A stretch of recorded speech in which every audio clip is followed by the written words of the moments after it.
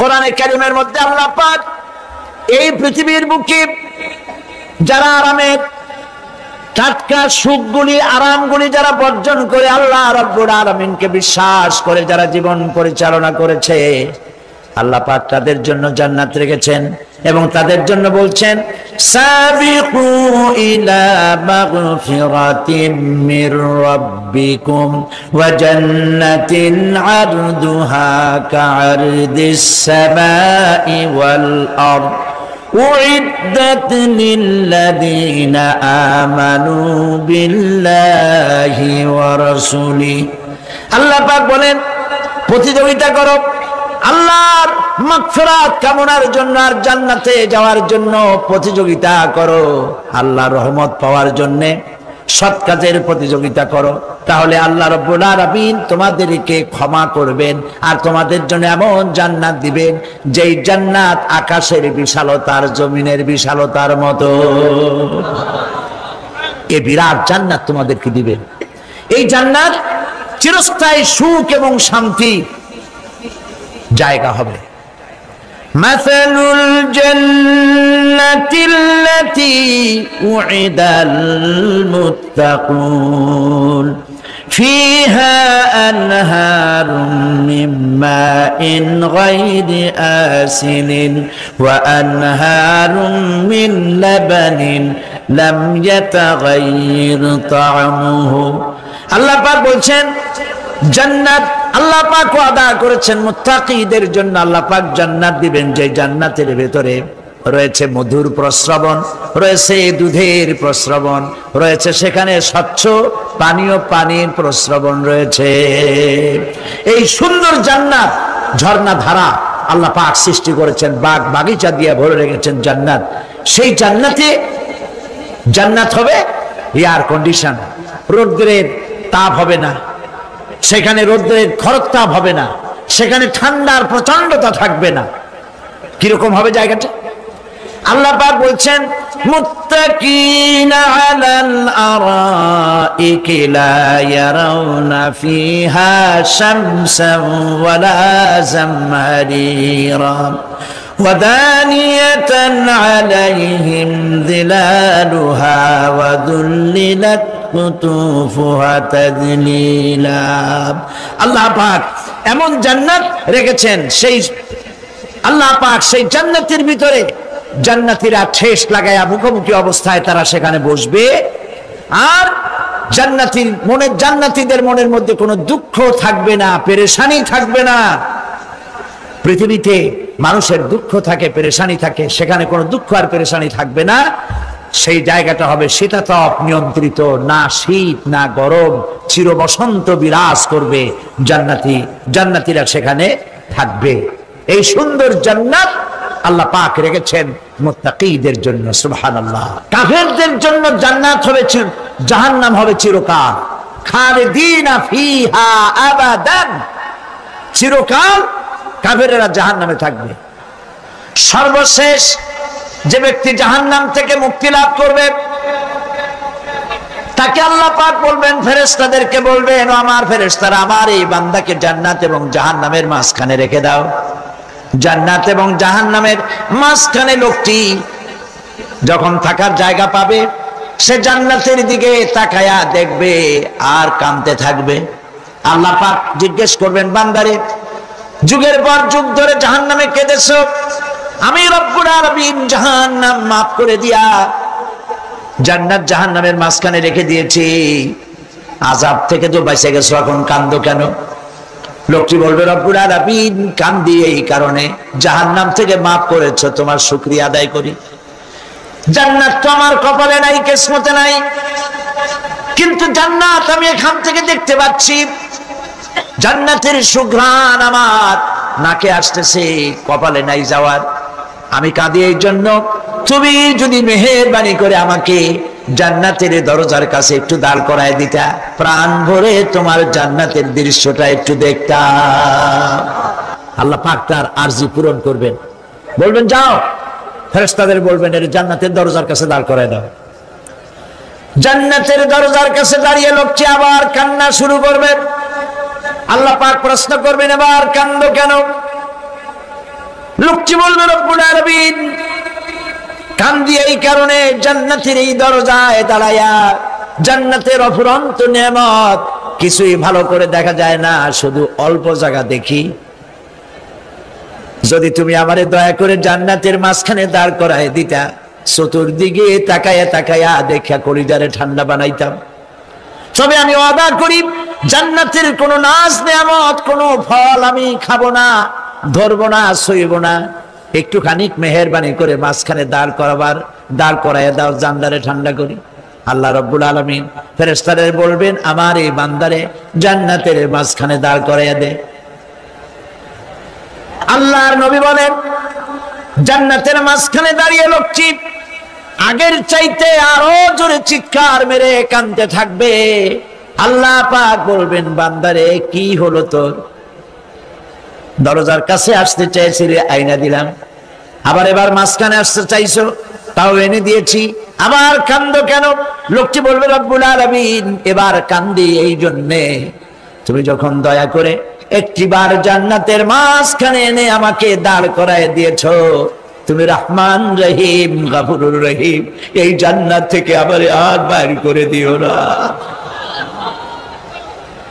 আল্লাহ রাব্বুল আলামিন বলবেন, ও আমার বান্দারে, আমার এই জান্নাত তোর খুব পছন্দ হয়েছে নাকি?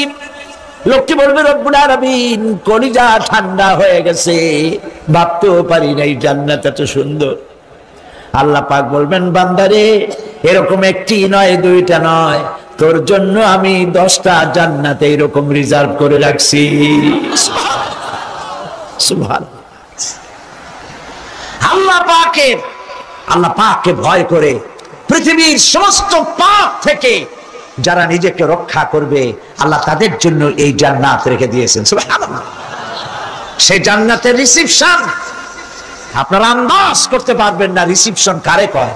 কি এর প্রধানমন্ত্রী আর প্রেসিডেন্ট, 4-5টা পুলিশ আর আর্মি আসে একটা ফাঁক করে সেলুট মারলো, বাস শেষ হয়ে গেল, এরকম না। জান্নাতীদেরকে রিসিপশন দেওয়া হবে। জান্নাতীরা যখন আল্লাহর হুকুমে জান্নাতের দিকে যেতে লাগবে, আর যখন জান্নাতের কাছে চলে যাবে, আল্লাহ রাব্বুল আলামিন শোনায় দিচ্ছেন, হাত্তা ইযা জাউহা ফুতিহাত আবওয়াবুহা ওয়া ক্বালা লাহুম খাজানাতুহা সালামুন আলাইকুম তিবতুম ফাদখুলুহা খালিদিন। সুবহানাল্লাহ। জান্নাতীরা যখন জান্নাতে প্রবেশ করার দরজার মুখোমুখি হবে, দ্বার রক্ষীগণ তখন বলবে, সালামুন আলাইকুম, আল্লাহর শান্তি তোমাদের উপরে বর্ষিত হোক। সুবহানাল্লাহ। দুনিয়ার টাটকা টাটকা সুখগুলি 2 পা দিয়ে ঠেলে দিয়েছো, টাটকা সুখগুলি গ্রহণ করো নাই, হারাম খাও নাই, আল্লাহর দ্বীন কায়েমের জন্য রক্ত দিয়েছো, জীবন দিয়েছো, কষ্ট করেছো, আল্লাহকে ভয় করেছো। আমাদের সালাম গ্রহণ করো, জান্নাতের মধ্যে ঢুকে যাও চিরকালের জন্য। সুবহানাল্লাহ। আর বাইরে হওয়া লাগবে না, চিরকাল এই জান্নাতের মধ্যে তোমরা বসবাস করতে পারবে। আল্লাহ রাব্বুল আলামিনের ফেরেশতারা বলে দিবেন। জান্নাতের মধ্যে আল্লাহ পাক হুরদের সঙ্গে জান্নাতীদের বিয়ের ব্যবস্থা করে দিবেন। কোরআনে কারীমে আল্লাহ পাক বলেন, মুত্তাকিইনা আলা সুরুজিম মাসফুফাতিন ওয়া যাওয়াজনাহুম বিহুরিন ঈন। সামনাসামনি ভাবে সাজানো সারি সারি আসন সমূহের উপর তারা ঠেস লাগায় বসে থাকবে, আর আল্লাহ রাব্বুল আলামিন হুরদের সাথে জান্নাতীদের বিয়ের ব্যবস্থা করে দিবেন। যেসব হুরের সঙ্গে বিয়ে হবে তাদের আল্লাহ পাক বিবরণ দিচ্ছেন কি রকম হবে তারা। লাম ইয়াতমিসহুন্না ইনসুন ওয়ালা জান, এর পূর্বে জিন এবং ইনসান এদেরকে কেউ স্পর্শ করে নাই। কি রকম তারা? কাআন্নাহুন্নাল ইয়াকুতু ওয়াল মারজান, যেমন ঝিনুকের ভিতরে মণিমুক্তা থাকে, এইভাবে আল্লাহ পাক তাদেরকে পবিত্র করে রেখে দিয়েছেন। আমার প্রিয় ভাইরা, আল্লাহ রাব্বুল আলামিন কোরআনে কারীমের ভিতরে বলেছেন, ফাবিআইয়ি আলা'i রাব্বিকুমা তুকাযযিবান। জান্নাত দান করে আল্লাহ পাক এবার জান্নাতীদেরকে সম্বোধন করে বলবেন, ইয়া ইবাদি লা খাউফুন আলাইকুমুল ইয়াওমা ওয়ালা আনতুম তাহজানুন। হে আমার বান্দারা, লা খাউফুন আলাইকুমুল ইয়াওম, আজ আর কোনো ভয় নাই। সুবহানাল্লাহ, সুবহানাল্লাহ। আজ আর কোনো ভয় নাই, কোনো চিন্তাও নাই, আরামে এই জান্নাতের মধ্যে বসবাস করো। এরপরে আল্লাহ পাক জিজ্ঞেস করবেন, ও আমার জান্নাতীরা, আমি যেসব ওয়াদা করছিলাম আমার ওয়াদা মোতাবেক সমস্ত নিয়ামত পেয়েছো? তারা বলবে, হ্যাঁ পেয়েছি, সব নিয়ামত আপনার ওয়াদা মোতাবেক সব পেয়েছি। আল্লাহ রাব্বুল আলামিন বলবেন, সব পাও নাই, ওয়ানাদাইনা মাজিদ, আমার কাছে আরো বেশি আছে। সুবহানাল্লাহ, আমার কাছে আরো বেশি আছে। জান্নাতীরা বুঝবে না সে আরো বেশিটা কি, এর থেকে আর বেশি কি। প্রিয় ভাই সব, নবী করিম সাল্লাল্লাহু আলাইহি সাল্লাম বলেছেন, জান্নাতের সুখ আর শান্তি কোন চোখ নাই যা দেখেছে, যা কোন অন্তঃকরণ নাই যা কল্পনা করতে পেরেছে। এই জান্নাত মুত্তাকিদের জন্য আল্লাহ রাখছেন। সুবহানাল্লাহ। জান্নাতীরা ভাবতেও পারবে না সেই নিয়ামতগুলি কি। প্রিয় ভাই সব, সেই মুহূর্তে আল্লাহর নবী মুহাম্মদুর রাসূলুল্লাহ সাল্লাল্লাহু আলাইহি ওয়াসাল্লাম বলবেন, রব্বুল আলামিন, আমার উম্মতেরা জান্নাতীরা বুঝতে পারে নাই আপনার কাছে কি নিয়ামত আরো বেশি আছে। আমার এই উম্মতেরা জান্নাতীরা আপনার ওয়াদা মোতাবেক সব পেয়েছে, কিন্তু একটি জিনিস এখনো তাদের কিসমতে হয় নাই। সেই জিনিসটা হলো, যারা তার রবকে না দেখে শুধু কোরআন আর হাদিসের কথা শুনে আরবের ঘুম হারাম করে তাহাজ্জুদের নামাজ আদায় করেছিল, চোখের পানি ফেলেছিল, যারা জান্নাত দেখে নাই, জাহান্নাম দেখে নাই, আপনাকে ভয় করে যারা জীবন পরিচালনা করেছিল, যারা আপনাকে দেখে নাই, না দেখে শুধু কোরআন হাদিস বিশ্বাস করে যারা অকাতরে নিজেদের জীবন বিলায় দিয়েছিল, এই জান্নাতীরা এখন পর্যন্ত তার রবকে দেখতে পারে নাই। আল্লাহ রাব্বুল আলামিন তার সামনে থেকে ৭০,০০০ পর্দা সরে যাবে। আল্লাহ পাক বান্দাদের আরজি পুরা করার জন্য জান্নাতীদের সামনে তিনি জালোয়া ফরজ হবে। কোরআন শরীফের ভিতরে আল্লাহ পাক বলেন, জান্নাতীরা তারা আল্লাহর দিকে, জান্নাতীরা তার রবের দিকে তাকিয়ে থাকবে, আর রব তার বান্দাদের দিকে তাকায়া থাকবে। প্রাণ ভরে জান্নাতীরা রবকে দেখবে। সুবহানাল্লাহ, আল্লাহ পাককে দেখবে। প্রাণ খুলে আজ দোয়া করি, রব্বুল আলামিন, জান্নাতের যেই পরিবেশে, যেই জায়গায় তুমি দয়া করে তোমার গোলামদেরকে তুমি নিজেই দর্শন দিবে, দেখা দিবে। মনিব গো, ও আমাদের রব, আজ এই বিশাল জনসমুদ্র নিয়ে তোমার দরবারে আবেগ ভরা কণ্ঠে বলি, যেই অনুষ্ঠানটি তুমি এমন মুবারক অনুষ্ঠান করবে যেখানে তুমি জান্নাতীদেরকে দেখা দিবে, ওই জান্নাতের কোনো একটি, ওই অনুষ্ঠানের কোনো একটি কোনায় কানায় আমাদেরকেও দাঁড় করাইয়া দেখান তো।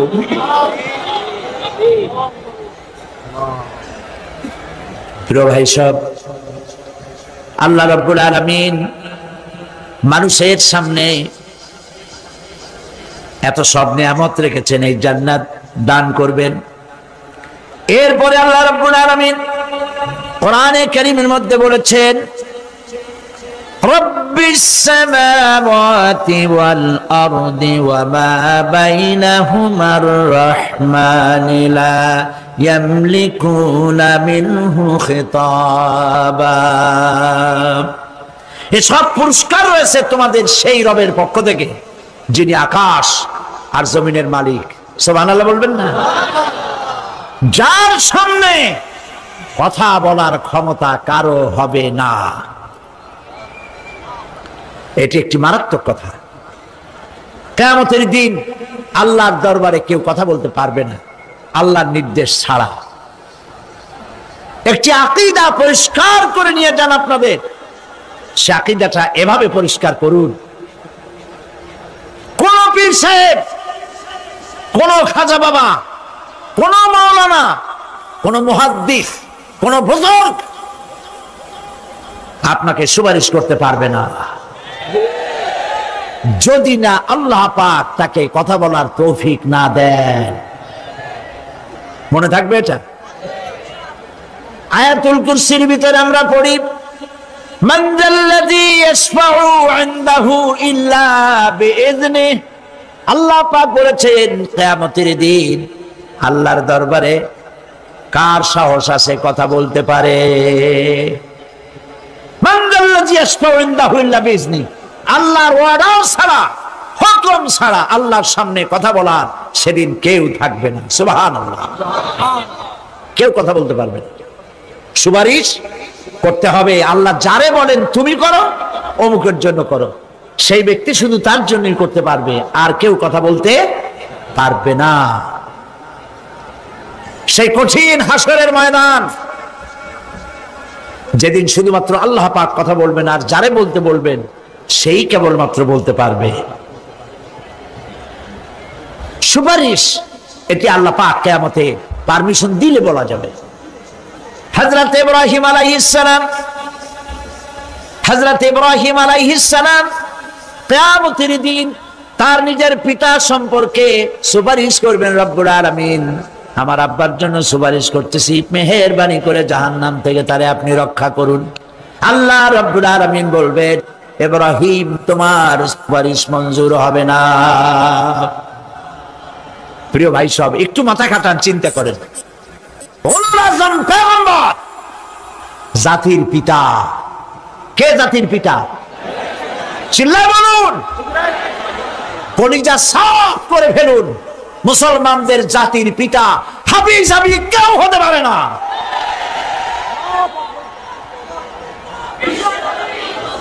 মিল্লাতা আবিকুম ইব্রাহিম।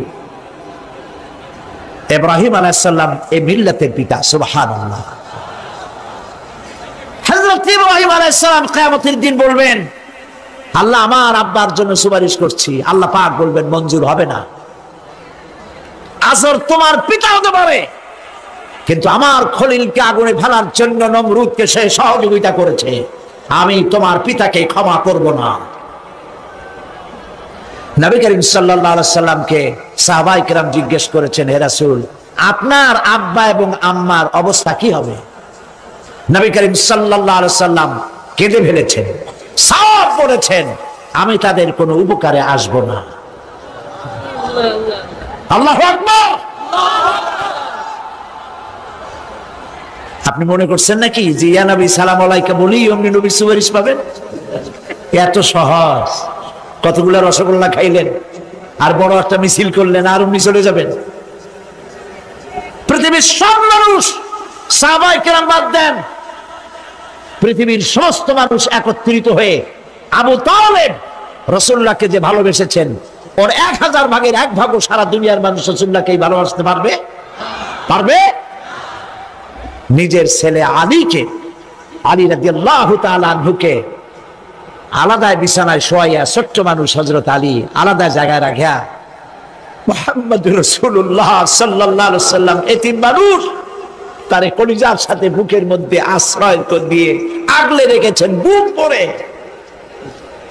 সেই আবু তালেব মৃত্যুর সময় নবী করিম সাল্লাল্লাহু আলাইহি সাল্লাম বলেছিলেন, চাচা একটি বার আমার কানে তাওহীদের কালেমা শোনায় দেন। আবু তালেব, তার কিসমতে ছিল না কালেমা। মরে যাওয়ার পর একজন সাহাবী বলেছিলেন, ইয়া রাসূলুল্লাহ, মৃত্যুর সময় আবু তালেবের মুখ আমি নড়তে দেখেছি, তিনি কালেমা পড়েছেন সম্ভবত। রাসূলুল্লাহ সাফ বলেছেন, আমি শুনি নাই। এত ভালোবাসার পরেও হাদিস শরীফে এসেছে আবু তালেব জাহান্নামে যাবে। কোথায় যাবে? জাহান্নামে। সবচাইতে কম আযাব হবে কার? আবু তালেবের। কম আযাবটা কি?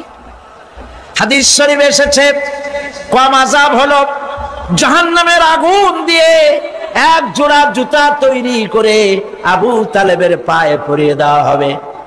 সেই জাহান্নামের আগুনের তৈরি করা জুতার তাপে আবু তালেবের মাথার ঘিলুগুলো টকবক করে বউ পড়তে লাগবে। এত ভালোবেসে যদি কিয়ামতে উপায় না হয়, আপনি ইয়া নবী সালাম আলাইকা, ইয়া রাসূল সালাম আলাইকা আর কতগুলো জিলাপি খাইলেন, বড় একটা মিছিল করলেন। প্রিয় ভাই সব, এইসব বেদাত ছাড়ুন, এগুলি সুস্পষ্ট বিদআত। রাসূলুল্লাহকে ভালোবাসবেন, সাহাবীরা যেভাবে ভালোবেসেছেন ওইভাবে ভালোবাসবেন। আল্লাহ রাব্বুল আলামিন বলেন, যালিকাল ইয়াউমুল হক ফামান শাআ আত্তাখাযা ইলা রাব্বিহি মাআবা। এই দিনটি অবশ্যই আসবে, সেদিনটি নিশ্চিতভাবে আসবে। আর এখন যার ইচ্ছা সে তার রবের দিকে অগ্রসর হোক। ইন্না আনজারনাকুম আযাবান করিবান ইয়াওমা ইয়ানজুরুল মার'উ মা কদ্দামাত ইয়াদাহু ওয়া ইয়াকুলুল কাফিরু ইয়া লাইতানি কুনতু তুরাবা। ইন্না আনজারনাকুম আযাবান করিবা, খুব নিকটবর্তী একটি আযাব সম্পর্কে আমি তোমাদেরকে সতর্ক করে দিলাম। কে বলতেছেন? আল্লাহ পাক। লক্ষ্য করুন আল্লাহ কি বলছেন, খুব নিকটবর্তী একটি কঠিন শাস্তি আযাব অর্থাৎ কিয়ামত, এ সম্পর্কে আমি তোমাদেরকে সতর্ক করে দিলাম। ইয়াউমা ইয়ানজুরুল মার'উ মা কদ্দামাত ইয়াদা, সেদিন প্রত্যেকটি লোক যা সে পাঠিয়ে দিয়েছিল এখানে, অর্থাৎ যা করেছিল সেগুলি সে দেখতে পাবে। আর তখন ওয়ায়াকুলুল কাফিরু ইয়া লাইতানি কুনতু তুরাবা। সেই কিয়ামতের ময়দানে অবস্থা দেখে কাফেররা বলবে, আহারে মানুষ না হইয়া যদি মাটি হইয়া যেতাম, যদি মাটি হতাম, যদি মানুষ না হয়ে না জন্মতাম, আজ এই হাসরের ময়দানে এইখানে এই বিচারের মুখোমুখি হতাম না, মাটি হইলে বরং অনেক ভালো হতো। এই পৃথিবীতে আমরা এসেছি, চলে যাব, যাওয়ার আগে এই কোরআন একটি বিশাল জনগোষ্ঠী এমন বানাতে চেয়েছে যে জনগোষ্ঠী এই কোরআন দিয়ে একটি বিশাল সমাজ গড়বে, রাষ্ট্র গড়বে, এমন রাষ্ট্র গড়বে যেই রাষ্ট্রে দুঃখ থাকবে না, অশান্তি থাকবে না, যেখানে সুখ থাকবে, সমৃদ্ধি থাকবে, আর কিয়ামতের দিন আল্লাহর জান্নাতে তারা চলে যাবে। তেমন একটি সমাজকে আমরা চাই। সবাই বলেন সেরকম একটি সমাজকে আমরা চাই। প্রিয় ভাই সব, কিয়ামতের দিন আমরা যেতে চাই জান্নাতে। কোথায় যেতে চাই বলেন? জোরে বলেন। এই জান্নাতে যাওয়ার জন্য দুইটা কাজ করতে হবে। কয়টা কাজ?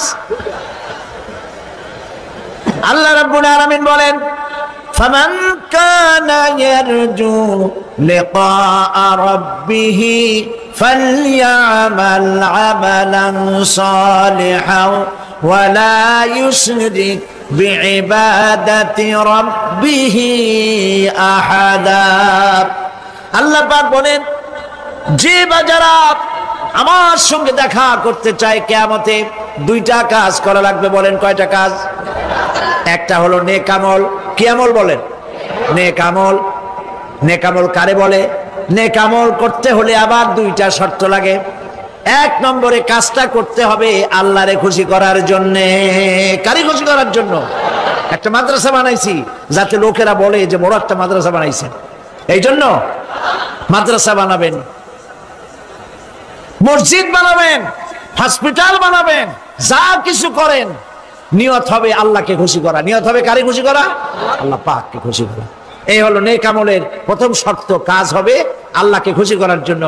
দুই নম্বরে কাজটি হতে হবে সুন্নতে নববী সাল্লাল্লাহু আলাইহি ওয়াসাল্লামের উপরে। মনে থাকবে, দাড়ি রাখবো, কেন রাখবো? রাসূলের সুন্নাত। রাখবো কারে খুশি করার জন্য? আল্লাহ খুশি করার জন্য। রাখবো কার মতো? রবীন্দ্রনাথের মতো, কার্ল মার্কসের মতো, কবির মতো নয়। রাখতে হবে কার মতো? নবীর মতো। বুঝে নেন, কাজটা হতে হবে আল্লাহকে খুশি করার জন্য। 2 নম্বরে কাজটা হতে হবে সুন্নতে নববী সাল্লাল্লাহু আলাইহি ওয়াসাল্লামের উপরে হতে হবে। তাহলে এই হলো 1 নম্বর। জান্নাতে যাওয়ার জন্য, আল্লাহর সাথে দেখা করার জন্য 1 নম্বরের কাজ হলো নেক আমল। বলেন 1 নম্বরের কাজ কি? 2 নম্বরের কাজ ওয়ালা ইউশরিক বিইবাদাতি রাব্বিহি আহাদা। আল্লাহ রাব্বুল আলামিনের ইবাদতের সাথে কাউকে শরীক স্থাপন করা যাবে না। আমরা যারা মুসলমান, অধিকাংশ মুসলমান শিরকের ভিতরে মুবতালা হয়ে আছে। বিশ্বাস করেন কিনা বলেন? কাফেরেরা তো মুশরিক আছে, ওরা তো মুশরিক আছেই, কিন্তু আমরা মুসলমানেরা আমাদের আমলের মধ্যে, আমাদের অজান্তে সবের নিয়তে অনেক শিরক আমরা করে বসি। নাউজুবিল্লাহ, বলেন নাউজুবিল্লাহ। এই জন্য আমি বারবার সতর্ক করি, নিজেকেও করি, আপনাদেরকেও করি। এই কারণে করি, শিরকের গুনাহ আল্লাহ মাফ করবেন না। ইন্না শিরকা লাযুলমুন আযীম। শিরক মস্ত বড় অপরাধ, জল, আল্লাহ মাফ করবেন না। আল্লাহর কাছে কান্দে কান্দে মাপ চাওয়া লাগবে যে আল্লাহ শিরক থেকে আমাকে রক্ষা করো, বাঁচাও।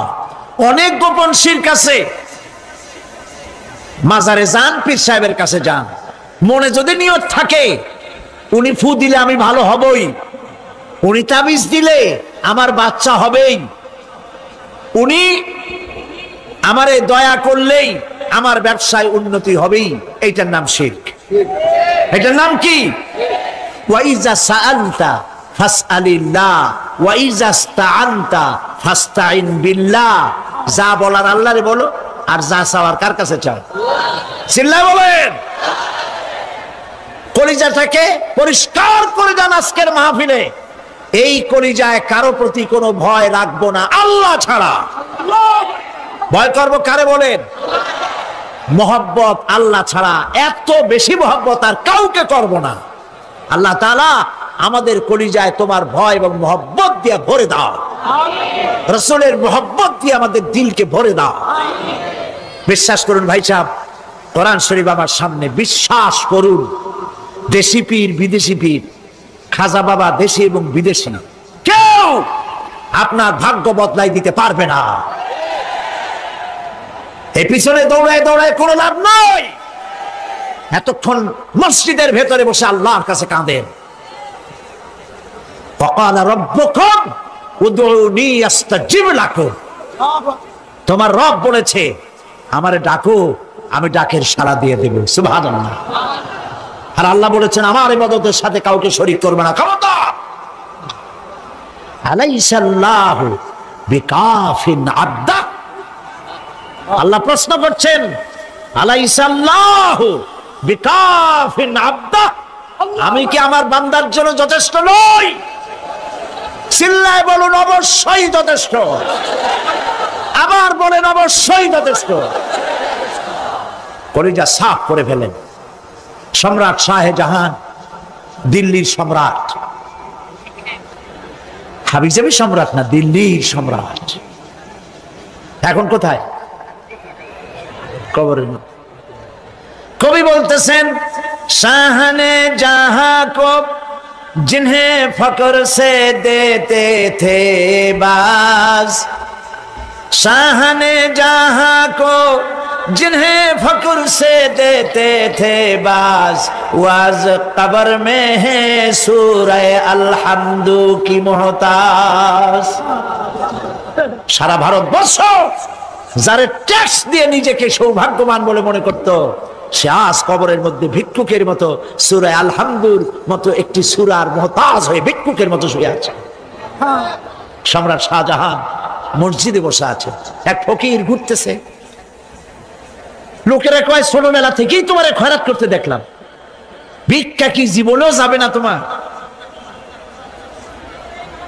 লোকটি বলছে, আমি ভিক্ষা করবো ছাড়া আমার উপায়টা কি? এই লোকটি আমি ভিক্ষা করা ছাড়া করবো কি? লোকেরা তো আমার 60 টাকা 50 টাকা 100 টাকা দেয় না, 4 আনা 5 আনা 1 টাকা এই আমার দেয়, এ দিয়ে আমি বড় লোক হবো কেমন? লোকটি বলছে আচ্ছা দেখো, তুমি তো জায়গা মতো যাইতে পারো নাই, বাদশার কাছে যাও, এমন দেওয়া দেবে জীবনে আর খয়রাত করা লাগবে না। তো বাদশার কাছে কি খয়রাতি যাইতে পারে কোনোদিন? হ্যাঁ এখন পারবা। কেমনে? সম্রাট শাহজাহান এখন একা একা মসজিদে আছেন। তখনকার এসব বাদশারা অনেকে নামাজি ছিলেন, দিনদার ছিলেন। ফকির দরজার কাছে দাঁড়াইয়া দেখতে পাচ্ছে কেউ নাই, দেহরক্ষীরা দূরে দূরে দাঁড়ানো। বাদশাহ মসজিদের ভেতরে বসে হাত তুলে ঝুলতেছে আর কাঁদতেছে, চোখের পানি দিয়া দাঁড়িয়ে ভিজে ভিজে পড়ছে। এই দৃশ্য অনেকক্ষণ দেখলো ফকির। কিছুক্ষণ পর সম্রাট শাহজাহান মসজিদ থেকে বেরিয়ে আসছে। ফকির বলছে আসসালামু আলাইকুম হুজুর। তিনি বললেন ওয়ালাইকুম আসসালাম, চলে গেল।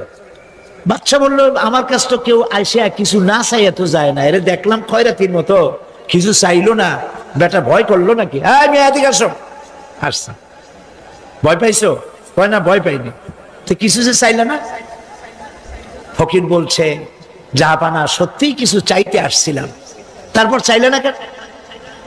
ফকির বলছে জাহাপানা সারা জীবন ভিক্ষা করেছি, আর আজ দিল্লির সম্রাটের কাছে বেশি পাওয়ার লোভে এসেছিলাম, কিন্তু আপনার দশা দেখা আমার জ্ঞানের চোখ খুলে গেছে।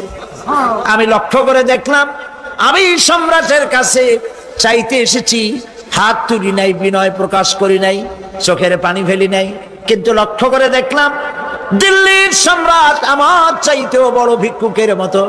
আবার কোন সম্রাটের কাছে হাত তুলে কান্দে? আমার জ্ঞানের চোখ খুলে গিয়েছে, আমি বুঝতে পেরেছি সম্রাট কান্দে যেই সম্রাটের কাছে, তারে ছাড়া আর কারো কাছে জীবনে চাইব না। এই কথাই সূরা ফাতিহায় প্রত্যেক দিন পড়ি, বুঝি না কি পড়ি। ইয়াকা না'বুদু ওয়া ইয়াকা নাস্তাঈন। আয় আল্লাহ, একমাত্র তোমার গোলামি করি আর তোমার কাছে সাহায্য চাই, তুমি ছাড়া কারো কাছে সাহায্য চাই না। কলিজা সাফ করুন। কোন মরা পীর, কোন জিন্দা পীর আপনার মনের আশা পুরা করতে পারবে না, পারবে না, পারবে না।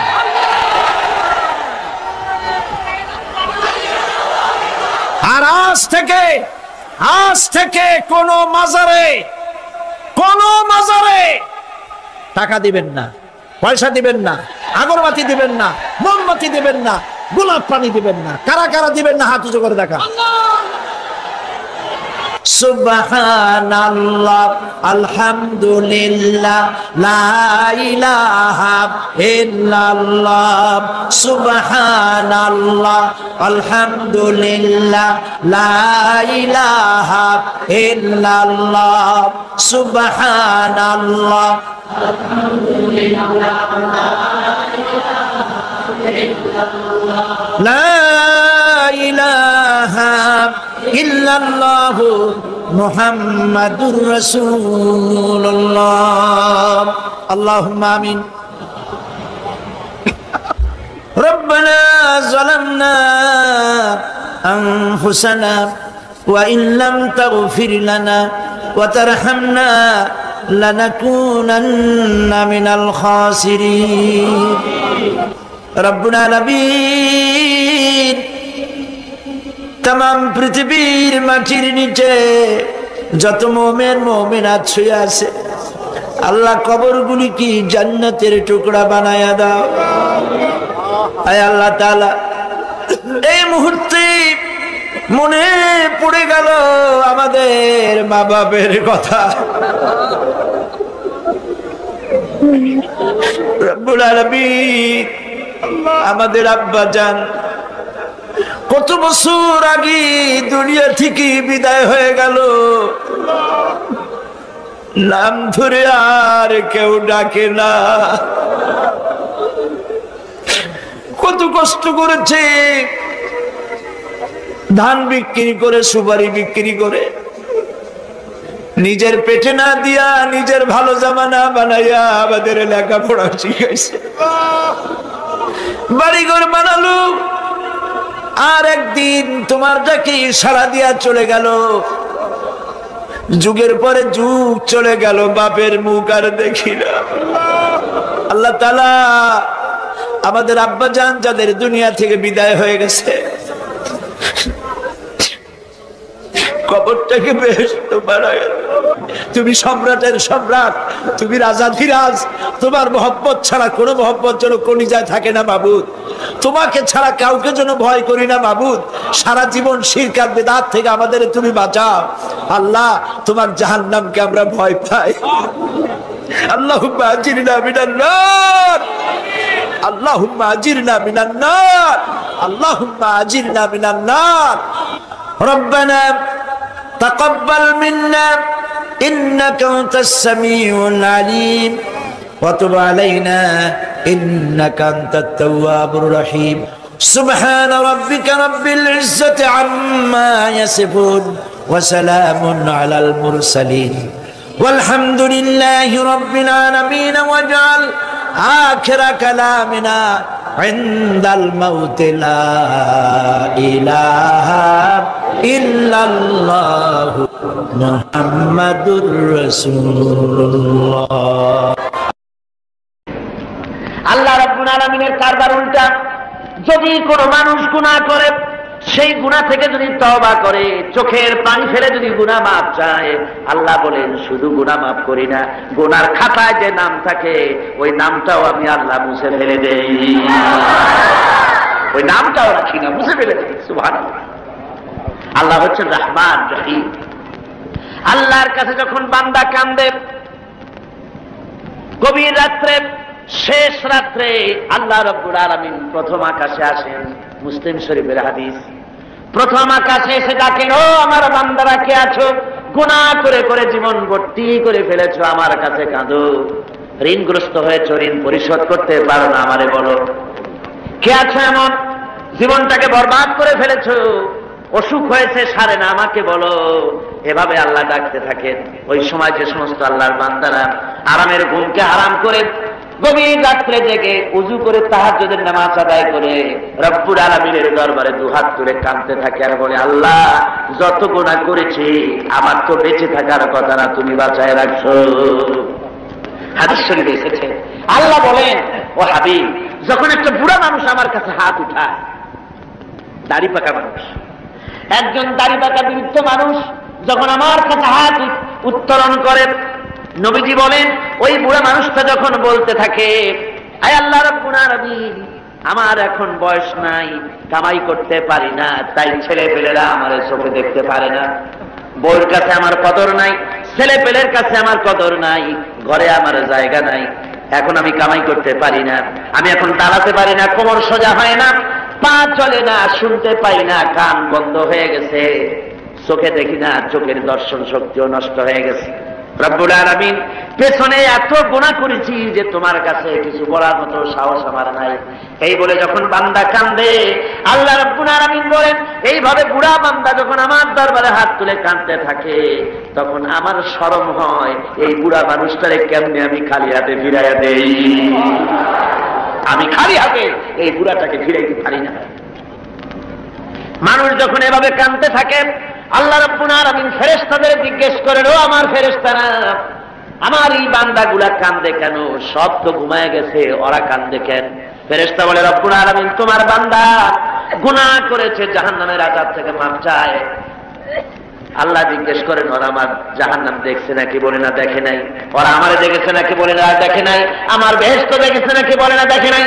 আল্লাহ বলেন, ফেরেশতারা ওরা আমার বেহেশত দেখে নাই, দোজখ দেখে নাই, আমারে দেখে নাই, শুধু আমার নবীর কথা বিশ্বাস করেছে, আমার কোরআনের কথা বিশ্বাস করে আরামের ঘুমকে হারাম করে এই গভীর রাত্রে কিভাবে কাঁদতেছে, ওদের কান্নায় আমার রহমতের দরিয়ায় জোশ মেরে গেছে। ও আমার ফেরেশতারা, তোরা সাক্ষী থেকে যা, আমার এই ক্রন্দনরত বান্দাগুলিকে আমি আল্লাহ মাফ করে দিলাম। আল্লাহ হচ্ছেন রহমান রহিম গফুর গফার। এই হিসাবে আল্লাহকে বিশ্বাস করতে হবে, তিনি আমাদের মালিক, তিনি আমাদের মনি। এই আল্লাহরে মানুষ বিশ্বাস করে না। কয়েক পাতা ইংরেজি বই পড়িয়া তারপর কয় যে সব বুঝছি। বলে কি বুঝছো? কয় দেয়ার ইজ নো গড। মাথা খারাপ কথা না, দেয়ার ইজ নো গড, আল্লাহ বলতে কেউ নেই, সব নাকি এমনি এমনি হয়। এই যে আমাদের দেশে এক গরু পয়দা হয়েছে, আহমদ শরীফ, নাম শোনেন না আপনারা? আমরা বলেছি যে এটা তো আহমদ শরীফ না, এটার নাম হচ্ছে আহমাক। আহমাক শরীফ, শরীফ শরীফ মানে ভদ্র, আর শরীফ মানে দুষ্ট, আর আহমক মানে বেকুব। ওর হচ্ছে বোকা, একদিকে বোকা আর একদিকে দুষ্ট। বোকা কেন? বোকা এই জন্য বেচারা ডক্টরের ডিগ্রি করেছে, বিশ্ববিদ্যালয়ের শিক্ষক, লেখাপড়া করে, বিজ্ঞান ব্যক্তি, অথচ মালিক চেনে না। মালিক চেনে, কিন্তু আমাদের দেশে গরুতেও মালিক চেনে। গরুতে মালিক চেনে না। বিলের মধ্যে, কোলার মধ্যে রাতের বেলা যাইয়া আপনি ডাক দেন আপনার গরুরে, যেখানে থাকুক আপনার কাছে ছুটে আসবে, ঠিক কিনা কর? বাড়িতে যদি গরু তো কিছুটা ভদ্র, কুত্তা, এই কুকুর আপনার বাড়িতে যদি শিকারী কুকুর থাকে, রাত্রিবেলায় যদি আপনার বাড়িতে আরেকজন যাইয়ে ওঠে আর যদি কাশি দেয়, তাহলে তাকে তাড়াইয়া নদী পার করে ছাড়বে না কর? আর আপনি গত রাত্রে যান, আওয়াজ দেওয়া লাগবে না, শুধু একটা কাশি দেবেন, কুকুর এসে আপনার পায়ে ল্যাজ গুলাবে, মুখ ঘষবে, ঠিক কিনা?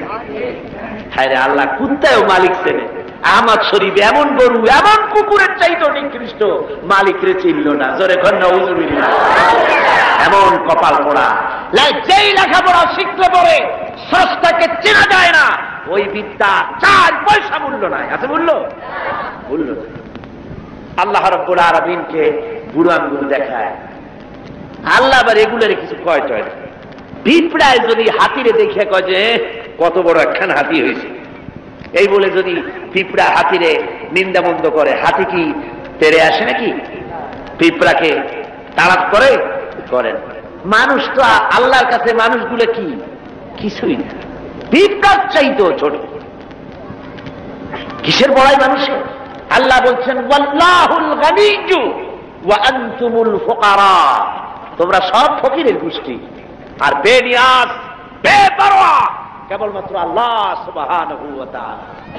পড়েন সবাই, কুল হুয়াল্লাহু আহাদ আল্লাহুস সামাদ লাম ইয়ালিদ ওয়া লাম ইউলাদ ওয়া লাম ইয়াকুল লাহু কুফুয়ান আহাদ। কুল হুয়াল্লাহু আহাদ, বলুন আল্লাহ এক এবং একক, নিরঙ্কুশ, বেনিয়াজ, তিনি কারো মুখাপেক্ষী নন। তাকে কেউ জন্ম দেয়নি, তিনিও কাউকে জন্ম দেন নাই। আকাশ আর জমিনে আল্লাহর সমকক্ষ কেউ নাই। জোরে বলেন সুবহানাল্লাহ। প্রচন্ড ক্ষমতার মালিক। রাতকে দিন বানাতে পারেন, সাগরকে নগর করতে পারেন, নগরকে সাগর বানায় দিতে পারেন, ফকিরকে ধরে প্রেসিডেন্ট বানায় দিতে পারেন, আবার কোটিপতিকে ভিক্ষুকে পরিণত করে দিতে পারেন। যে প্রেসিডেন্ট দেখা যায় গলা থেকে শুরু করে পা পর্যন্ত ফুলের মালা দিয়ে বোঝাই, সম্মানের কোনো অভাব নাই। আবার ফুলের মালার পরিবর্তে জুতার মালা পরাইয়া জেলখানার মধ্যে ঢুকাই দিতে পারেন আল্লাহ রাব্বুল আলামিন। পারে কিনা? জোরে কোন পারে কিনা? প্রচন্ড ক্ষমতার মালিক তিনি। সব দেখেন, সব শোনেন। অবশ্য রাতের বেলায় দেখেন না নাকি? আল্লাহ কি ঘুমায়? জোরে কোন আল্লাহ ঘুমান? লা তাখুযুহু সিনাতুন ওয়ালা নাওম, তার কোনো ঘুম নাই, তন্দ্রাও নাই, সব তিনি দেখেন এবং শোনেন। আল্লাহর উপরে এরকমের ঈমান আনতে হবে, প্রচন্ড ঈমান তার উপরে রাখতে হবে, তার রহমতের উপরে ভরসা করতে হবে এবং এই কথা মনে রাখতে হবে যে আল্লাহ রাব্বুল আলামিন তিনি কেবল আমাদেরকে রহমত করতে পারবেন না, জাত করতে পারেন। ঈমান আনতে হবে আল্লাহর উপরে। আল্লাহর উপর ঈমান আনার অর্থই হলো আল্লাহর হুকুম মানা, আল্লাহর আইন মানা, আল্লাহর বিধান মানা, আল্লাহর শাসন মানা। এই কোরআনে কারিমে আল্লাহ যেসব কথা বলেছেন সেই কথা অনুযায়ী জীবনকে পরিচালনা করা, এটাই হলো আল্লাহর প্রতি ঈমান আনা। তো ঈমান আনার কথা যেখানে আল্লাহ বলেছেন সেখানে বলেছেন ওয়াবিলুস সালিহাত। ঈমান যেখানে, আমলে সালেহের কথা সেখানে। ঈমানের কোনো দাম নাই যদি আমলে সালেহ না থাকে, আমলে সালেহের কোনো দাম নাই যদি ঈমান না থাকে। কথা বুঝে আসতেছে আপনার? দেখুন কোরআনে কারীমের ভিতরে অন্যত্র এসেছে ইন্নাল্লাযীনা আমানু ওয়া আমিলুস সালিহাতি কানাত লাহুম জান্নাতুল ফিরদাউসি নুজুলা। নিশ্চয়ই যারা ঈমান এনেছে এবং আমল সালেহ করেছে তাদেরকে আল্লাহ রাব্বুল আলামিন জান্নাতুল ফিরদাউস দিবেন। তো এই যে ঈমান যেখানে আমলে সালেহ সেখানে, আমলে সালেহ না হলে অর্থাৎ নেক কাজ সৎ কাজ না হলে ঈমানের দাম নাই। এজন্য আমি দৃষ্টান্ত দিতে গিয়ে বলি ঈমান হলো একটা এক, ওয়ান, ওয়াহিদ, এক, একটা ফিগার। ঈমান হলো এক, আর আমলে সালেহ নেক কাজ হলো শূন্য। নেক কাজগুলি কি? কথা কন না কেন? নেক কাজগুলি কি? শূন্য। এখন দাম কার বেশি, একের বেশি না শূন্যের বেশি? অনেকে বলে কয় যে না শূন্যের দাম বেশি। বলে কিরকম? কয় যে একের সামনে শূন্য বসলো তো একের দাম বেড়ে গেল, 1-10 হয়ে গেল, আর একটা শূন্য দিলে 1-100 হয়ে গেল, কাজে শূন্যের দাম বেশি। আমি বলি আপনার থিওরি যদি ঠিক হয় তাহলে শূন্য বসাইতে থাকেন যতদূর পারে। তো বসাইলো একক, দশক, শতক, সহস্র, অযুত, নিযুত, কোটি, লক্ষ, পদ্ম, খর্ব, মহাখর্ব, নিখর্ব, এরকম করে করে জনমের মতো শূন্য বসাই দিল। আমি বললাম আপনার এখন একের দাম, আপনার এই শূন্যের দাম তো বেশি বললেন, আমি আমার এক উঠে পকেটে ছুঁয়ে দিলাম, দেখি আপনার শূন্যের দাম কত হয়। শূন্যের আর দাম থাকবে? কোনো দাম থাকবে না। শূন্যের মূল্য হয় একের কারণে। শূন্যের মূল্য হয় কিসের কারণে? একের কারণে। এক আছে বলে শূন্যের দাম বেশি, আর যদি এক না থাকে শূন্যের কোনো দাম নাই। সুতরাং এখন ঈমান আর শূন্য হচ্ছে ভালো কাজ। ঈমান আছে, একটা ভালো কাজ করেছেন 10 হয়ে গেল, আরেকটা ভালো কাজ করলেন 100 হলো, আরেকটা ভালো কাজ করলেন 1000 হলো। এ হলো আপনার চিন্তায় 1000 হয়েছে, কিন্তু আল্লাহর খাতায় অনেক বেশি হয়ে গেছে। কত হয়েছে? অনেক বেশি। কিরকম? মানুষ যখন হযরত আদম আলাইহিস সালাম আর শয়তানকে আল্লাহ রাব্বুল আলামিন যখন পৃথিবীতে নির্বাসিত করে দিলেন, শয়তান তখন বলল যে আদমের কারণে আমার জীবন বরবাদ হয়ে গেল, আমার আমল নষ্ট হয়ে গেল, ওই আদম সন্তানকে আমি জাহান্নামের ভিতরে বেশি বেশি ঢুকাই দেব, আমি হায়াত চাই কিয়ামত পর্যন্ত। আল্লাহ হায়াত দিয়ে দিলেন। শয়তান চলে আসার পরে রব্বুল আলামিন ফেরেশতাদের বললেন, ও আমার ফেরেশতারা, এই শয়তান যখন আমার বান্দাদেরকে কোন কুমন্ত্রণা দিবে তখন তোমরা আমার বান্দা যখন গুনাহ করার জন্য নিয়ত করবে তখন তার আমলনামায় কোনো গুনাহ লিখবা না, গুনাহটা করা হয়ে গেলে একটা গুনাহই লিখবা। আর যখন আমার বান্দা যদি কোনো ভালো কাজ করার নিয়ত করে, কাজটা করে নাই, শুধু নিয়ত করেছে, একের পরিবর্তে একটা নেকি লেখা দাও। আর যখন ভালো কাজটা করা হয়ে যাবে তখন তার আমলনামায় একের পরিবর্তে 10 গুণ বাড়াইয়া লিখে দিও। জোরে কোন সুবহানাল্লাহ। সুতরাং যত ভালো কাজ করবেন আপনার আমল বেড়ে যাবে। কি বেড়ে যাবে? আপনার আমল বাড়তে থাকবে। আর আপনার ঈমান নাই। অনেকে কয় যে হুজুর এমনি আমি মানুষ খুব ভালো। বলে কিরকম ভালো?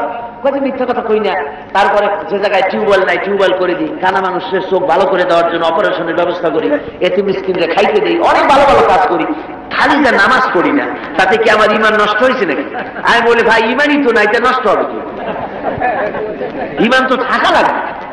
লা দীনা লিমান লা সালাতা লাহু, যার কাছে নামাজ নাই তার কাছে দ্বীন নাই, ঈমান নাই। মনে রাখবেন, যে ব্যক্তি নামাজ পড়ে না, মুসলমান বলে দাবি করা কোন অধিকার তার নাই, কোন দাম নাই। আপনি নামাজ পড়েন না তো আল্লাহর সামনেই মাথা নত হইল না, আপনি কিসের মুসলমান? ওরকম গরু শগুনিও খায়। কয় যে আমরা গরুর গোশত খাই, শগুনিও তো খায়। তা আমি দাড়ি রাখি, রবীন্দ্রনাথ তো দাড়ি রাখছে, কার্ল মার্কস তো দাড়ি রাখছে, তাহলে কি হয়েছে? কথা বুঝতে পেরেছেন? সুতরাং মাথা নত করতে হবে, আল্লাহরে সেজদা দিতে হবে। এমনি এমনি মুমিন হতে পাওয়া যাবে না। সবে বরাত আসলো, মাশাআল্লাহ, আগের থেকে রেডি, রুটি তৈরি, গোশত তৈরি, তারপরে গোসল করবে কোন জায়গায় তাও তৈরি। শোনা আছে যে প্রত্যেক ফোটায় ফোটায় 100 করে নেকি হবে গোসলের পানিতে। তেল তোল মাইখিয়া ভালো করে গোসলের জন্য রেডি হয়ে গেছে। গোসল টোসল করিয়া এরপরে গোশত খাইলো খুব, গোশত টোস্ত খায় খায়, তারপরে 2 রাকাত 6 রাকাত নামাজ পড়িয়া ঘুমায়। মনে করলো যে পিছনের গুনাহ মাফ হয়েছে। না, এত সহজ না। কথা বুঝতে পেরেছেন? এত সহজ না। শেষ রাত্রে ঘুমাইয়া ফজর নষ্ট করছে ওই পাগলের মতো। এক পাগল বলছিল যে মিয়া তুমি গরু কেন? ভালো মানুষকে পাগলে বলতেছে গরু কেন? কয় ঘুরতেছি, গরু তালাশ করি, একটা গরু কিনবো, পরশুদিন কোরবানি হবে, কোরবানির গরু তালাশ করি, কিনবো। পাওনা কয় না পাইনি। পাওনা তাতে কি হয়েছে? একটু মাঠে কত গরু, একটা ধরে নিয়ে যাবো দিয়ে। কয় যে সে তো তুমি পাগল, তোমার কথা পরের গরু জবাই দিলে তো গুনাহ হবে, আমি গরু কিনে জবাই দেবো। তুমি পাগল, আমি পাগল না। পাগলে বলতেছে তুমি পাগল। তুমি কোরবানি উপলক্ষে একটা ভালো নিয়ত করে একটা গরু তুমি ধরবা, সে যার করবি ভালো নিয়ত করিয়া কোরবানির দিনে নামাজ পড়িয়া এসে আল্লাহু আকবার বলে জবাই দিয়ে দেবে। এখন তুমি চুরি করছো সেজন্য একটা পাপ হবে, আর আল্লাহ রাস্তায় কোরবানি করছো সেজন্য একটা সওয়াব হবে। কোরবানির সওয়াব আর চুরির পাপ ভগ্নাংশের মতো কাটাকাটি হয়ে যাবে, গোশত খাওয়া পাপ। মুসলমানের অবস্থা তাই হয়েছে, সারা বছর গুনাহ করে, ওজনে কম, খাদ্যে ভেজাল, চুরি ডাকাতি জুয়া মিথ্যে কথা সব বলে, সবে বরাতে সমানে ইবাদত করে মনে করে পিছনের গুনাহ মাফ হয়ে যাবে, আর রাতের বেলায় খাও গোশত আর রুটি খায় না ওজনের মতো। এটার নাম পাগলামি। আচ্ছা, আপনারা শিক্ষিত লোক যারা, তারা তো বোঝেন, আপনারা সবই শিক্ষিত ভালো মানুষ, আপনারা নিশ্চয়ই বোঝেন বোনাস। ঈদে বিভিন্ন মিল কলকারখানা বোনাস দেয়, বোনাসটা বোঝেন তো? একটু কথা না কইলে আমি বুঝি কেমনে বোনাস বোঝেন। ধরুন আদমজি জুট মিল কর্তৃপক্ষ তারা ঘোষণা করেছে ঈদের একদিন আগে 28শে রমজান অথবা 29শে রমজান আমরা ঈদ বোনাস দেব। এখন ঈদ বোনাসের কথা শুনে ঢাকার থেকে গাড়ি গাড়ি ভর্তি লোক যাইয়া যদি গেটে দাঁড়ায় আমাদের ঈদ বোনাস দেন, ঈদ বোনাস দেবে ওদের কথা। বোনাস কাদের জন্য? যারা মিলে এমপ্লয়, যারা কর্মচারী, ওদের জন্য বোনাস। বাইরের লোকেরা বোনাস বোনাস করে যদি বেশি চিল্লায় তাহলে বোনাস পিঠের উপরে দেবে না, পিঠের উপরে বোনাস দিয়ে দেবে। লাইলাতুল কদর, লাইলাতুল বারাত, লাইলাতুল মেরাজ, এগুলি হলো আল্লাহর পক্ষ থেকে মুমিনদের জন্য বোনাস। এই বোনাস কাদের জন্য? যারা নামাজি, যারা দিনদার, যারা চরিত্রবান, যারা ইমানদার, ওদের জন্য বোনাস। সারা বছর নামাজ নাই, শবে বরাত শেষ হয়ে গেলে নামাজ নাই, আর এরা বোনাস দিতে যায় আল্লাহর কাছে। সারা রাত জায়গা জায়গা ইবাদত করবা, আর পরের দিন থেকে আবার যে শয়তান সেই শয়তান। কথা বুঝলেন? ওই যে আমি এই কথাটা বললাম, কমরউদ্দিন মুসল্লি সাহেবের নাম মনে আছেন আপনাদের? আরে ভাই কথা বলবেন। কমরউদ্দিন মুসল্লি সাহেব, আল্লাহ তাকে বেহেশতে নসিব করুন। শুনলাম কোন এক জায়গা থেকে উনি নৌকো বাইয়ে যাচ্ছে, তারপরে রোজার দিন একজনে কয় মুসল্লি সাহেব আমার একটু নেবেন, আমি একটু যাবো। কোন জায়গায় যাবো? লোক জায়গায়। তারপরে তারা নিচ্ছে, নিয়ে সে বলছে যে আমি একটু ভাই আপনারা সাহায্য করে। কয় না, ভালো লাগবে না, আমি সব কামাই করি, তুমি বসো। অনেক যুগ চলে গেছে। তারপরে সেই লোক একটা সিগারেট ধরেছে। আরে মিয়া, রোজার দিন তুমি সিগারেট ধরাইছো কেন? কয় যে আমি রোজা না। কেন রোজা না? কয় যে আমার পেট ব্যথা করে। পেট ব্যথা করে তুমি সিগারেট খাও কেন? তারপরে উনি নৌকা উল্টা দেশে। কয় আপনি যান কোথায়? উল্টা উজানে। কয় যে তুমি যে জায়গায় দিয়ে উঠছো আমি সেই জায়গায় নামাবো। কয় যে না, আমার এই জায়গায় নামা দেন, আপনি কষ্ট করে উল্টে যান না। কয় না, কোথায় শয়তান কোথায় নামাবো? যে জায়গায় শয়তান সেই জায়গায় নামাই দিয়ে আসবো। কমরউদ্দিন মুসল্লি সাহেব যেটাই আর শুনছেন না আমার ভাইরা, এই রকমের নামাজ নেই, রোজা নাই। অনেক আছে রোজার মাস আসলে গ্যাস্ট্রিকের ব্যারাম হয়, রোজা রাখে না। কি হয়েছে? কয় যে গ্যাস্ট্রিক। আল্লাহ জনমের মতো গ্যাস্ট্রিক বানাই দিতে পারেন কিনা? খবরদার, হুঁশিয়ার হয়ে যাবে। এই রমজান বরকতের মাস, রহমতের মাস, পবিত্র মাস। সুবহানাল্লাহ বলেন। আল্লাহ যেন সকলকে রোজা রাখার তৌফিক দেন, জোরে কোন আমিন। রোজা আসছে মানুষের চরিত্র ভালো বানাবার জন্য। হায় রে কপা, এই রোজা আসলে মুসলমানদের মেজাজ যায় খারাপ। হিন্দুরা বিকাল বেলায় মাছের বাজারে যায় না, মুসলমানদের রোজা মেজাজ খারাপ। বেলা 12টার সময় চোট লাভ, 2টার সময় গালাগালি, যারে বলা লাগে ভাই তারে কয় সারা। লোকেরা কয় দুনিয়াতে স্যাঁচে, কয় যে রোজায় ধরছে। অফিসে গেছে, কাজ করতে পারে না, ঘুমায়। কয় লোক ঘুমায় কেন? কয় যে রোজায় ধরছে। যে রোজা তার চরিত্র ভালো বানাবে, সেই রোজা দিয়ে তার চরিত্র নষ্ট হচ্ছে, তার ঈমান নষ্ট হয়ে যাচ্ছে। তার কারণ কি? কারণ হলো ঘুম আসে, মেজাজ খারাপ হয়। মেজাজ খারাপ হয় কেন? পেটে অশান্তি হলে মেজাজ খারাপ হয়ে যায়। আল্লাহ বলছে যে সারাদিন একটু না খেয়ে থাকো। আপনি যদি না খেয়ে থাকেন তাহলে আল্লাহর গোলায় অনেক খাদ্য জমা হবে নাকি? না, সেজন্য রোজা না। রোজার অনেক ফায়দার মধ্যে এটাও, গরিব মানুষ যে না খায় থাকে সারাদিন, তুমি যেন বোঝো, এটাও একটা। কিন্তু আমরা সারাদিন না খাইয়া ওই ইফতারের সময় সুদে আসলে সব উসুল করি।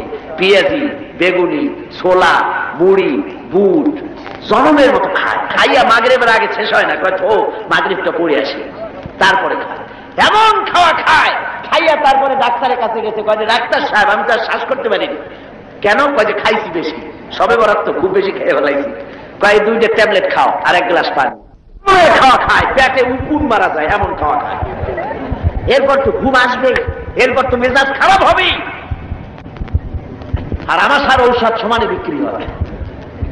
আমার বন্ধুগণ, এই যে অবস্থা, এই অবস্থার জন্য আমরা আমাদের ভাই হতে হবে। এই পবিত্র রজনী আল্লাহ পাক বোনাস স্বরূপ দিয়েছেন দিনদার, ইমানদার, পরেজগার তাদের জন্য, যারা জীবনকে তৈরি করবে ওদের জন্য এই রাত দিয়েছেন। এই রাতকে বেশি বেশি ইবাদত করে জীবনকে পরিশুদ্ধ করতে হবে, আমলে সালেহ করতে হবে, নেক কাজ বেশি বেশি করতে হবে। নেক কাজ কারে কয় সেই ব্যাখ্যাটা সংক্ষেপে দিয়ে দিই। নেক কাজ, আল্লাহ রাব্বুল আলামিন বলেন, الذي خلق الموت والحياة ليبلوكم أيكم أحسن عملا। আল্লাহ পাক বলছেন, আমি মৃত্যু এবং জীবনকে সৃষ্টি করেছি এই জন্য যে তোমাদের মধ্যে আমলের দিক থেকে কে উন্নত সেটা যাচাই করার জন্য। এখন আমলে আহসানে আমল, উন্নত আমল কি তার ব্যাখ্যা কি? উন্নত আমলের জন্য দুইটা শর্ত। উন্নত আমলের জন্য কয়টা শর্ত? ভালো করে বোঝেন আর শোনেন। উন্নত আমলের জন্য দুটি শর্ত। একটি শর্ত হচ্ছে আমলটা হতে হবে আল্লাহর রেজামন্দির জন্য, আল্লাহকে খুশি করার জন্য আমলটা হতে হবে। দুই নম্বর শর্ত হচ্ছে আমলটা হতে হবে সুন্নতে নববীর উপরে, রাসূল পাক যেভাবে কাজটি সম্পাদন করেছেন তার উপরে হতে হবে, তাহলে এটা হবে আহসানে আমল। আপনি নামাজটা কেমনে পড়বেন? আপনার পীর সাহেব যেমন পড়েন ওই রকম, আপনার মাওলানা সাহেব যেমন পড়েন ওই রকম, আপনার মুহাদ্দিস সাহেব ওই রকম না। আমার নামাজ পড়তে হবে, রাসূল পাক সাল্লাল্লাহু আলাইহি ওয়াসাল্লাম বলেছেন, সাল্লু কামা রাআইতুমুনি উসাল্লি, নামাজ পড়ো সেইভাবে যেভাবে আমাকে পড়তে দেখো। সুবহানাল্লাহ। রাসূল হচ্ছেন মডেল, সব ব্যাপারে আদর্শ। জনাবে মুহাম্মদ রাসূলুল্লাহ সাল্লাল্লাহু আলাইহি ওয়াসাল্লাম, তার অনুকরণ অনুসরণ জীবনের সব ক্ষেত্রে করতে হবে। তাহলেই প্রত্যেকটি কাজ আহসানে আমল হবে, উন্নত মানের কাজ হবে। যদি সত্যিকারের আমরা সে আমলটাকে আল্লাহকে খুশি করার জন্য করি, তাহলে বুঝতে হবে প্রথম কাজ ঈমান, দুই নম্বরে নেক কাজ। দুই নম্বরে কি? নেক কাজ। যদি ঈমান না থাকে আর অনেক ভালো ভালো কাজ আপনি করেছেন, তাহলে হবে 0 + 0 + 0 = কত হবে? 0ই। এই জন্য কাজটি আল্লাহকে খুশি করার জন্য হতে হবে, নেক কাজ দিয়ে জীবনকে ভরে ফেলে দিতে হবে, জীবনকে ভরে ফেলে দিতে হবে। 3 নম্বরের যে কথাটি জীবন সফল হওয়ার জন্য তা হচ্ছে ইল্লাল্লাযীনা আমানু ওয়া আমিলুস সালিহাতি ওয়া তাওয়াসাউ বিল হাক্কি ওয়া তাওয়াসাউ বিস সাবর। ঈমান, আমলে সালেহ, আর 3 নম্বরের কাজ হলো হকের দাওয়াত দেওয়া। 3 নম্বরের কাজ কি? বলুন, 3 নম্বরের কাজ কি? হকের দাওয়াত। হক কি? ইসলাম। হক কি? জোরে বলুন, হক কি? ইসলামের দাওয়াত দিতে হবে।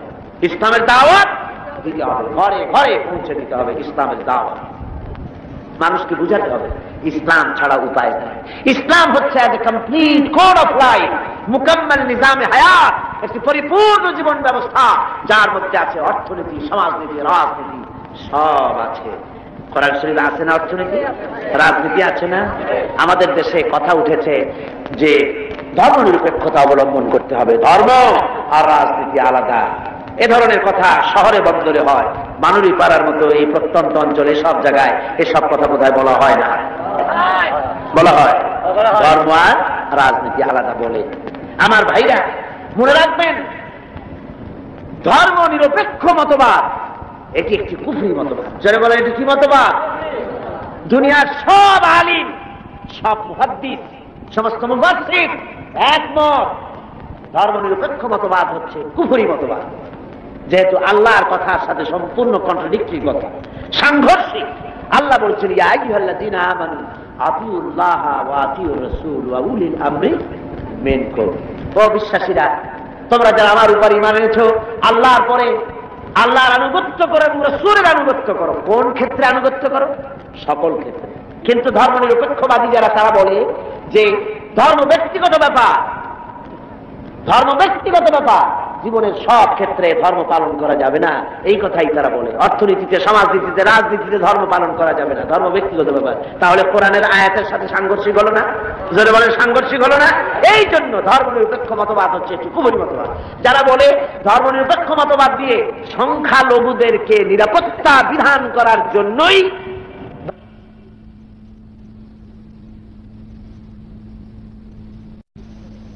ধর্মনিরপেক্ষতাবাদ, এই কথা যারা বলে তাদের জন্য দেখতে হবে ভারতে ধর্মনিরপেক্ষ মতবাদ একটি স্বীকৃত শাসনতান্ত্রিক স্বীকৃত মতবাদ, কিন্তু এই মতবাদ দিয়ে তাদের দেশে তারা কি সংখ্যালঘুদের জান মাল এবং তাদের উপাসনালয়কে নিরাপত্তা দিতে পেরেছে?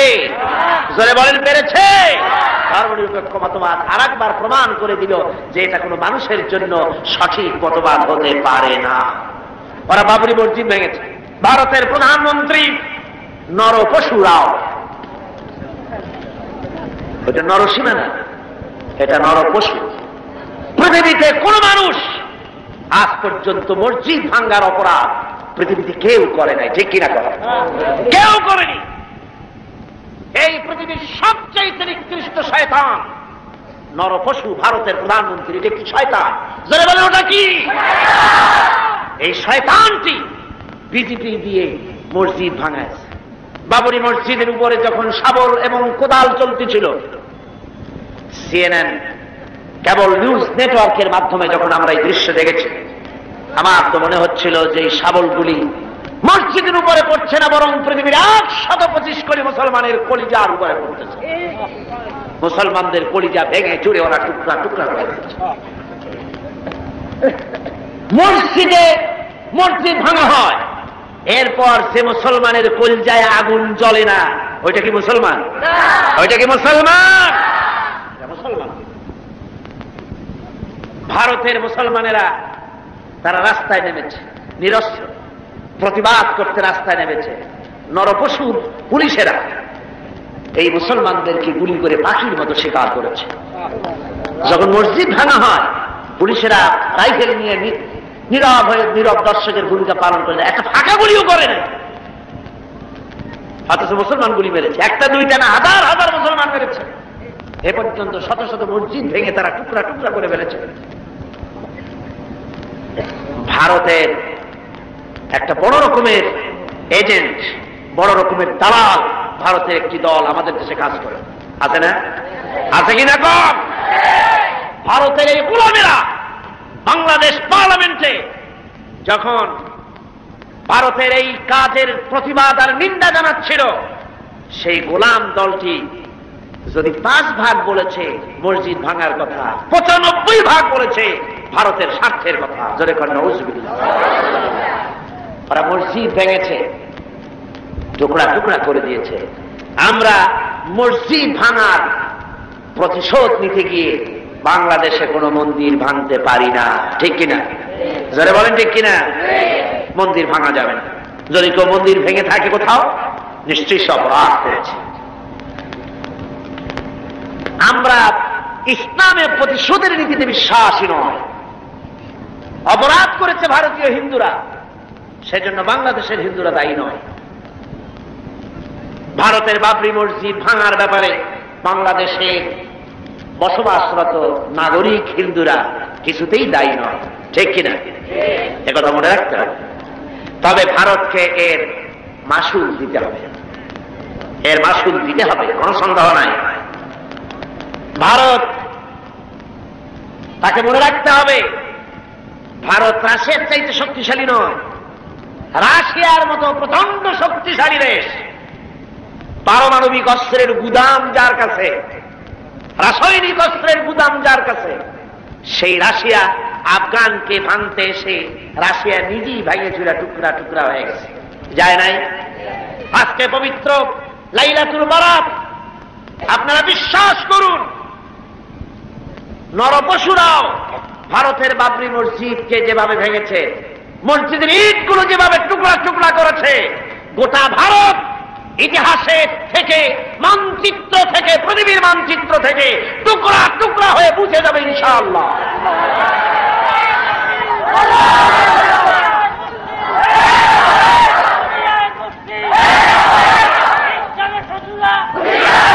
আজ হিন্দুস্তানের সঙ্গে মুসলমানদের একটা লড়াই হবে, হিন্দুস্তানের সাথে মুসলমানদের একটা যুদ্ধ হবে। এটা আমার কথা নয়, এটা বলেছেন বিশ্বনবী জনাবে মুহাম্মদ রাসূলুল্লাহ সাল্লাল্লাহু আলাইহি ওয়াসাল্লাম। ইবনে মাজাহ শরীফের হাদিস। হযরত আবু হুরায়রা রাদিয়াল্লাহু তাআলা আনহু হচ্ছেন রাবী। হযরত আবু হুরায়রা তিনি বলছেন রাসূল সাল্লাল্লাহু আলাইহি ওয়াসাল্লাম বলেছেন দুই শ্রেণীর লোক কিয়ামতে জাহান্নাম থেকে মুক্ত বলে ঘোষিত হবে। এক শ্রেণী হচ্ছে ওরা যারা ঈসা আলাইহিস সালামের সাথে থেকে দাজ্জালের বিরুদ্ধে যারা লড়াই করে শাহাদাত বরণ করবে, কিয়ামতের দিন আল্লাহ পাক তাদেরকে জাহান্নাম থেকে মুক্ত বলে ঘোষণা করবেন। দ্বিতীয় শ্রেণী রাসূলুল্লাহ বলছেন হিন্দুস্তানের সঙ্গে একটা জিহাদ হবে, ওই জিহাদে যারা শহীদ হবে কিয়ামতের দিন আল্লাহ পাক তাদেরকে জাহান্নাম থেকে মুক্ত বলে ঘোষণা করবেন। হযরত আবু হুরায়রা বলেছেন, এই হাদিস বর্ণনা করে তিনি বলেছেন, আল্লাহ যদি আমাকে সেই পর্যন্ত বাঁচায় রাখেন তাহলে হিন্দুস্তানের ওই লড়াইতে শরীক হয়ে আমি যদি শহীদ হতে পারি তাহলে কিয়ামতের দিন জাহান্নাম থেকে আমিও মুক্ত বলে আল্লাহর কাছে ঘোষিত হতে পারবো এবং মুক্ত হয়ে আমি মুক্তভাবে বিচরণ করতে পারবো। এই আশা তিনি পোষণ করে দুনিয়া থেকে বিদায় গ্রহণ করেছেন। সেই জিহাদ আজও হয়নি, ইতিহাসটা প্রমাণ করে না। জিহাদ একটা হবে ভারতের সাথে। সেই জিহাদ বাংলাদেশের সেনাবাহিনী, বাংলাদেশের বিডিআর আর পুলিশ নয়, শুধু 11.5 কোটি তাওহীদি জনতা কাঁধে কাঁধ মিলিয়ে বাবরি মসজিদ ভাঙার প্রতিশোধ ভারতের কাছ থেকে কড়ায় গন্ডায় আদায় করে ছাড়বে ইনশাআল্লাহ।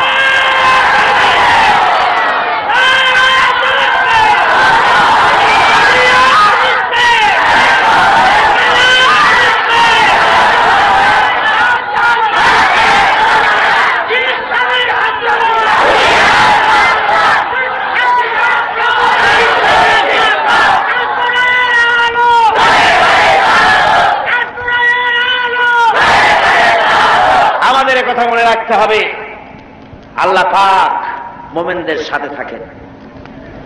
কোরআনে কারিমে রব্বুল আলামিন বলেছেন, ওয়ালা তাহিনু ওয়ালা তাহসানু ওয়া আনতুমুল আ'লাউনা ইন কুনতুম মুমিনিন। কোনো ভয় নাই, কোনো চিন্তা নাই, তোমরা যদি মুমিন হও আমি আল্লাহ রব্বুল আলামিন তোমাদেরকে জয়ী করব। জোরে কোন সুবহানাল্লাহ।